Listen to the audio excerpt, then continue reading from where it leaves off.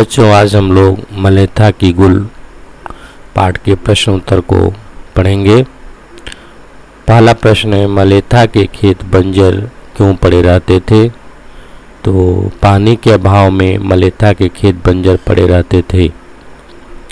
दूसरा प्रश्न है, पानी लाने के लिए माधो सिंह ने अपनी पत्नी को क्या उपाय बताया? तो उत्तर में आप लोग इसका लिखेंगे, माधो सिंह ने अपनी पत्नी को बताया कि अगर हम जी जान से कोशिश करें तो हमारे गांव में पानी आ सकता है। फिर अगला प्रश्न है, माधो सिंह के मन में क्या सपना उभरता था? तो उत्तर में आप लोग लिखेंगे, माधो सिंह के मन में सपना उभरता था कि यदि नदी का पानी किसी प्रकार उसके खेतों तक आ जाता तो उसके खेत भी हरी भरी फसलों से लहलहा उठते।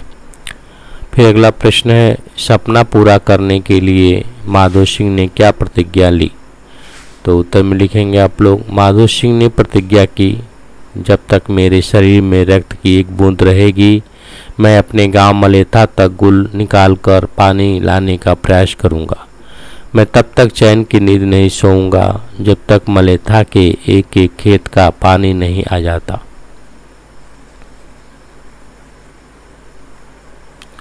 अगला प्रश्न है, माधो सिंह ने अपनी प्रतिज्ञा कैसे पूरी की?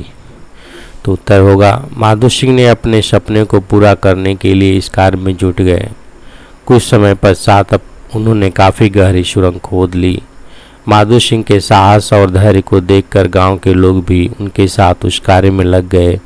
कठिन परिश्रम करते हुए उन्होंने गुल निर्माण का कार्य कर दिखाया और खेतों तक पानी पहुंच गया। इस प्रकार माधो सिंह ने अपनी प्रतिज्ञा पूरी की। फिर अगला प्रश्न है, माधो सिंह की दृढ़ प्रतिज्ञा और कठोर परिश्रम का क्या परिणाम निकला? तो उत्तर में आप लोग लिखिएगा, माधो सिंह की दृढ़ प्रतिज्ञा और कठोर परिश्रम के परिणाम स्वरूप मलेथा के खेत पानी पाकर हरे भरे हो गए। फिर अगला है प्रश्न 2, सोच विचार कर बताइए। आप मलेथा गांव के बच्चे होते तो पहाड़ में सुरंग बनाने में क्या सहयोग करते? अगर हम मलेथा, तो उत्तर में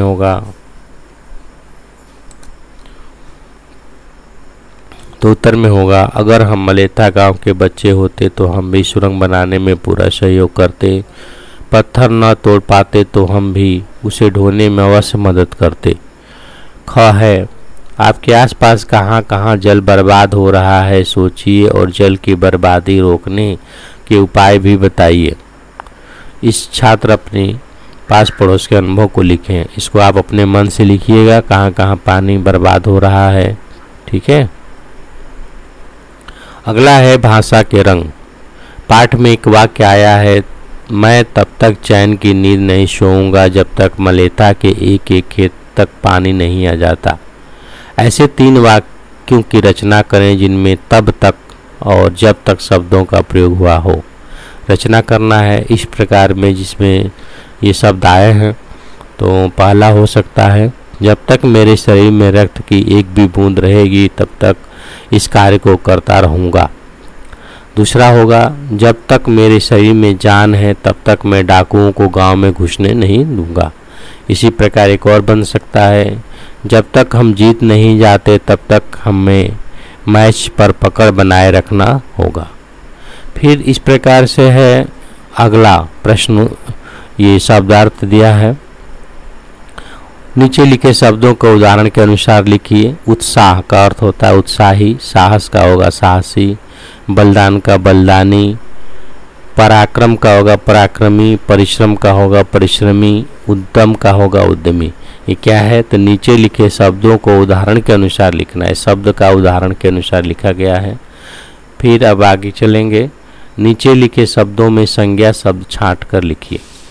अब एक शब्द दिया गया है, इनमें संज्ञा क्या है वो छांट कर हमें लिखना है। पहले शब्द हैं तीव्र, फावड़ा, माधो सिंह, खेत, गढ़वाल, गैती, सुंदर, सिंचाई, पहाड़ और हम। तो फावड़ा क्या है? नाम है, एक वस्तु है। माधो सिंह है, नाम है व्यक्ति का। खेत जगह का नाम है। गढ़वाल भी खेत का नाम है। गैती एक वस्तु का नाम है और पहाड़ भी एक वस्तु का नाम है। तो ये संज्ञा शब्द होंगे। नीचे लिखे शब्दों के 2-2 परिवाची शब्द लिखिए। तो उत्तर में आएगा, पवन का होगा हवा और समीर। पवन का परिभाषी होता है हवा और समीर। जल का होता है पानी और नीर। पृथ्वी का होता है धरती और वसुधा। कमल का होगा पंकज जलज। घर का होगा मकान गृह। अपने वाक्य में प्रयोग कीजिए। अब अगला है वाक्य प्रयोग पहाड़। तो इसका वाक्य प्रयोग होगा शहर के उत्तर दिशा में पहाड़ नजर आ रहे थे। विचलित का वाक्य प्रयोग होगा कठिन परिश्रम में भी वह तनिक भी विचलित नहीं हुआ। राजू तीव्र। तीव्र का वाक्य प्रयोग होगा राजू तीव्र गति से वाहन चला रहा था। बंजर। बंजर का होगा बंजर भूमि पर फसल उगाना कठिन कार्य है। उत्साह का होगा आज रवि स्कूल जाते समय बहुत उत्साह में था। निश्चय उसने परीक्षा देने का निश्चय किया। अब ये फिर कुछ प्रश्न दिए गए हैं, इसको आप लोग देखेंगे। उचित स्थान पर विराम चिन्हों का प्रयोग कीजिए। माधव प्रातः काल उठकर सैर करने जाता है। जलपान के बाद विद्यालय जाता है, वहाँ खूब मेहनत से पढ़ता है, सभी उसकी प्रशंसा करते हैं। तो इसका होगा माधव प्रातः काल उठकर सैर करने जाता है, जलपान के बाद विद्यालय जाता है। ये कामा है, वहाँ खूब मेहनत से पढ़ता है, पुलिस स्टाफ है, वहाँ सभी उसकी प्रशंसा करते हैं। फिर अगला है आपकी कलम से। तो ये आप लोग अपनी कलम से लिख लीजिएगा अपने अनुसार। आपके आसपास पड़ोस भी ऐसी घटनाएं होंगी जब किसी ने कठिन समझे जाने वाले कार्य को कर दिखाया होगा। वो घटना कैसे घटी अपने शब्दों में लिखिए। तो अपने शब्दों में लिखेंगे इसको आप लोग।